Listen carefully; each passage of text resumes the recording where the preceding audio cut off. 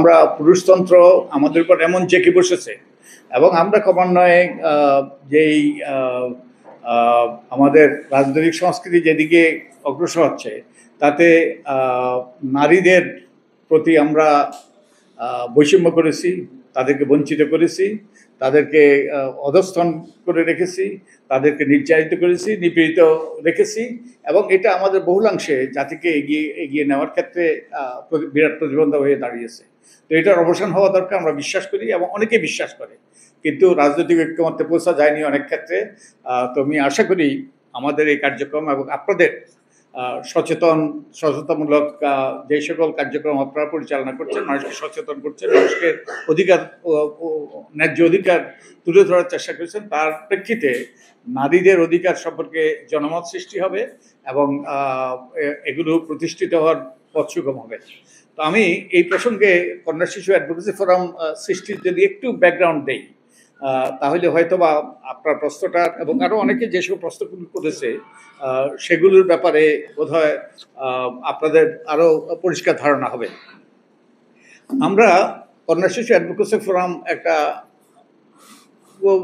ওই যে গতানুগতিক অর্থে একটা গবেষণা সংস্থা নয়, আমরা একটা অ্যাক্টিভিস্ট অর্গানাইজেশন এবং আমরা একটা গোয়েন্দা সংস্থা নয়, আমরা তদন্ত করি না, এইসব করি না।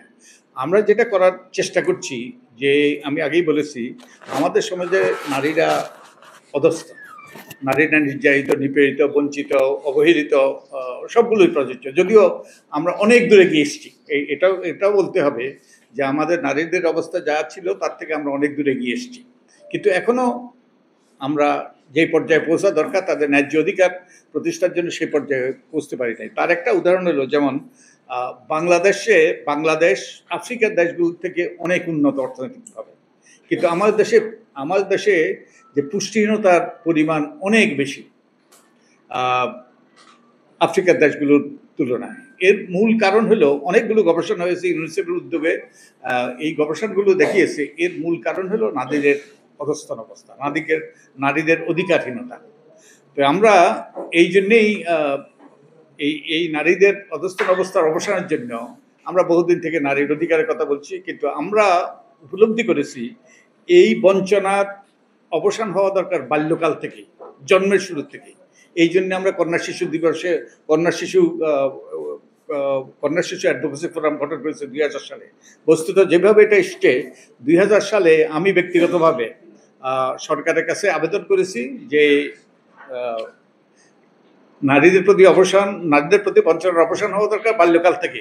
এই জন্য শিশু অধিকার সপ্তাহের দ্বিতীয় দিনকে কন্যা শিশু দিবস হিসেবে ঘোষণা করা হোক, যাতে আমরা যে কন্যা শিশুদের বোঝা নয়, কন্যা শিশুরা আমাদের শিশু, আমাদের গর্ব করার মতো, এবং আমরা সেলিব্রেট করার জন্য, টু সেলিব্রেট গার্লস, এই লক্ষ্যেই কিন্তু কন্যা শিশু দিবস ঘোষণা করার জন্য ওই যে শিশু অধিকার সপ্তাহের দ্বিতীয় দিনে আমরা সরকারের কাছে আমরা আবেদন করেছি 2000 সালে।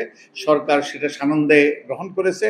তারপর থেকেই আমরা এই কন্যা শিশু দিবস উদযাপন শুরু করেছি এবং সেইটা উদযাপনের লক্ষ্যে আমরা এই কন্যা শিশু অ্যাডভোকেসি ফোরাম গঠন করেছি এবং 2 শতাধিক প্রতিষ্ঠান, ওই যে বিভিন্ন রকমের সংগঠন এর সাথে যুক্ত আছে এবং অনেক ব্যক্তিরাও যুক্ত আছে এবং আমরা প্রথম উদযাপন শুরু করেছি এবং যে কন্যা শিশুদের প্রতি বঞ্চনার অবসান দরকার, তাদের জন্য সুযোগ সৃষ্টি করা দরকার এবং তাদের অধিকার প্রতিষ্ঠিত করা দরকার।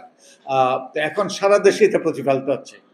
আগে প্রথম শুরু হয়েছিল কন্যা শিশু অ্যাডভোকেসি ফোরাম আর সরকারের উদ্যোগে, এখন সবাই এটা পালন করছে।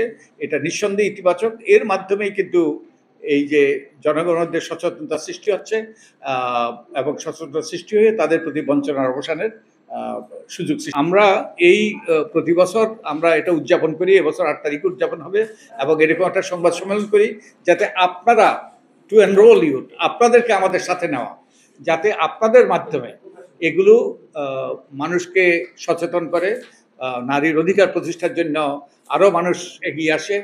এটাই উদ্দেশ্য আমাদের।